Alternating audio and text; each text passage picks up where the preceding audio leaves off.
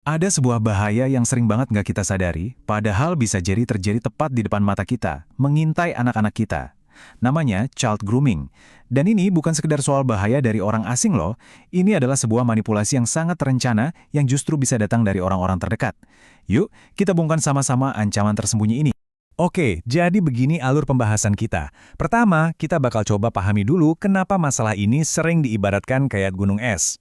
Terus, kita akan bedah gimana cara berpikir pelakunya, bongkar siasat mereka, dan cari tahu kenapa korban seringkali nggak bisa bersuara. Dan yang terakhir, yang paling penting, kita akan bekali diri kita dengan cara-cara melindungi anak-anak kita. Analogi gunung es ini kan pas banget ya. Apa yang kita lihat di berita, yang kita dengar dari laporan-laporan, itu cuma puncaknya aja. Di bawah permukaan air, ada bagian yang jauh lebih besar dan nggak kelihatan. Kasus-kasus yang nggak pernah terungkap, korban yang menderita dalam diam. Skala krisis yang sebenarnya, ya sebesar itu. Dan angka ini beneran bikin ngeri. Coba bayangin, menurut UNICEF, 56% kasus eksploitasi seksual anak secara online di Indonesia itu nggak pernah dilaporkan. Lebih dari setengahnya. Ini bukan cuma statistik loh, ini adalah puluhan ribu suara anak yang nggak terdengar. Jadi, apa sih grooming itu sebenarnya? Penting banget buat kita pahami, ini bukan kejahatan yang terjadi gitu aja. Bukan tindakan spontan. Ini tuh lebih kayak permainan catur yang licik, di mana setiap langkahnya udah diperhitungkan dengan sangat matang. Intinya gini, grooming itu adalah proses meracuni pikiran, tapi pelan-pelan. Pelaku nggak langsung pakai kekerasan. Senjata utama mereka di awal itu manipulasi psikologis. Mereka meruntuhkan pertahanan anak sedikit demi sedikit, sampai si anak jadi benar-benar nggak berdaya. Nah, ini dia fakta yang paling bikin merinding, dan sekaligus meruntuhkan mitos bahaya orang asing. 7 dari 10 korban itu kenal sama pelakunya. Mereka bisa jadi tetangga sebelah rumah, om atau tante, atau bahkan orang tua mereka sendiri. Orang-orang yang seharusnya jadi pelindung, malah jadi predator. Inilah yang bikin kejahatan ini licik banget dan susah dideteksi. Terus gimana sih cara kerja para predator ini? Ternyata, mereka tuh kayak punya buku panduannya sendiri loh, dan polanya seringkali bisa kita kenali kalau kita jeli. Coba deh perhatiin alurnya. Ini bukan sekedar daftar, tapi sebuah proses yang naik tingkat secara bertahap. Dimulai dari memilih anak yang kelihatannya rapuh atau butuh perhatian, lalu cari celah buat masuk ke hidupnya. Setelah itu, kepercayaan dibangun sampai dalam banget. Nah, kalau sudah begitu, perilaku dan sentuhan yang nggak pantas mulai dianggap normal. Prosesnya sistematis dan mengerikan. Nah, ini contoh di dunia nyata. Lihat deh, tawaran dibeliin pulsa atau dikasih hadiah-hadiah yang lain, itu bukan kebaikan yang tulus. Itu tuh kailnya. Setiap hadiah menciptakan rasa utang budi, dan pelan-pelan itu menarik si anak keluar dari lingkaran perlindungan keluarganya. Oke, jadi ini nih, tanda-tanda bahaya yang wajib banget kita waspadai. Hadiah yang berlebihan, ajakan untuk punya rahasia berdua, usaha memisahkan anak dari teman-temannya. Kalau Anda lihat pola-pola kayak gini, jangan pernah, sekali lagi jangan pernah diabaikan, anggap aja itu alarm kebakaran yang harus segera ditanggapi.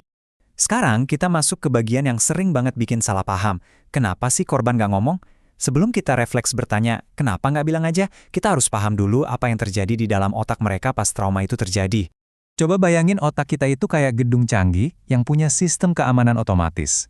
Pas ada ancaman besar datang, alarmnya bunyi, dan sistemnya langsung mengunci semua pintu, termasuk pintu ke bagian otak yang bisa berpikir rasional.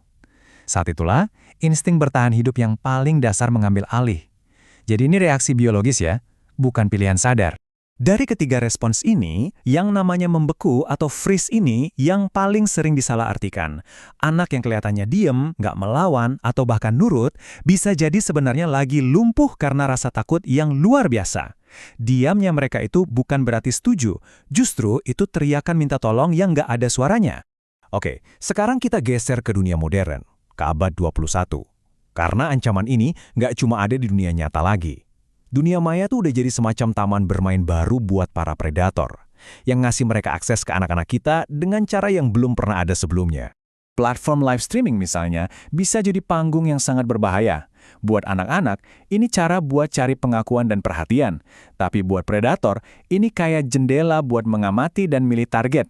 Mereka bisa nyamar di antara ratusan penonton, ngasih pujian, kirim hadiah virtual, dan pelan-pelan membangun ilusi kedekatan yang rasa nyata banget buat si anak. Gambar ini nunjukin masalahnya dengan jelas banget kan?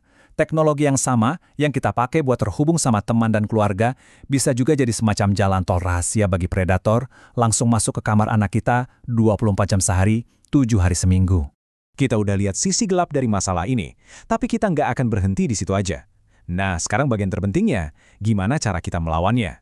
Yuk kita bangun sama-sama perisai perlindungan kita. Kuncinya semuanya itu dimulai dari sini, komunikasi. Ini adalah perisai terkuat yang kita punya. Ketika seorang anak tahu kalau dia bisa datang ke kita dengan masalah apapun, tanpa takut dimarahi, tanpa takut dihakimi, dan yang paling penting, tahu bahwa dia akan selalu dipercaya, kita sudah membangun benteng pertahanan yang hampir mustahil ditembus. Perisai kedua, kita harus terlibat di dunia digital mereka. Ini bukan buat jadi mata-mata ya, tapi buat jadi pemandu. Cari tahu aplikasi apa yang mereka pakai. Ajari mereka tentang privasi. Dan yang terpenting, jadikan obrolan soal keamanan online itu hal yang biasa di rumah. Sama normalnya kayak kita nanya, gimana sekolahmu hari ini? Dan kalau ada satu aja pesan yang harus nempel di kepala anak-anak kita, ini dia pesannya. Ajari mereka bedanya rahasia yang baik sama yang buruk. Rahasia baik itu seru kayak kejutan ulang tahun. Tapi rahasia buruk itu bikin dada sesek, bikin takut atau gelisah. Kasih mereka kekuatan untuk tahu bahwa rahasia buruk itu nggak boleh disimpan sama sekali.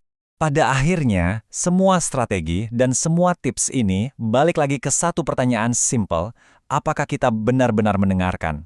Anak-anak itu sering kok ngasih sinyal lewat kata-kata yang ragu-ragu atau perubahan perilaku yang aneh. Pertanyaannya bukan apakah mereka bicara, tapi apakah kita cukup hening untuk bisa mendengar bisikan mereka? Mari kita pastikan jawabannya adalah ya. Selamat.